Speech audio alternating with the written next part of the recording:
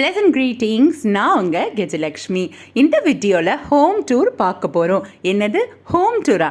இல்லை, வீட்டில் இருக்க இடங்களை இங்கிலீஷில் எப்படி சொல்கிறதுன்னு சொல்லி தான் பார்க்க போகிறோம். வாங்க வீடியோக்குள்ளே போகலாம். இந்த மாதிரி தனியாக இருக்க இந்த படிகளை ஸ்டெப்ஸ் அப்படின்னு சொல்லுவோம்.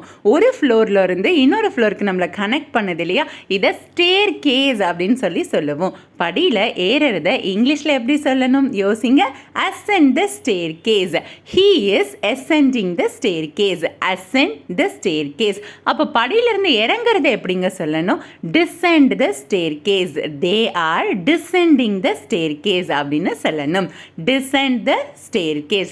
இந்த பிக்சர் பாருங்களேன். இந்த மாதிரி ஃப்ளாட்டாக ஓப்பனாக இருக்கிறத டெரேஸ் அப்படின்னு சொல்லுவோம். வரிசையாக இந்த வீடுகளுடைய தொகுப்பை கூட டெரேஸ் அப்படின்னு தான் நம்ம சொல்லுவோம்.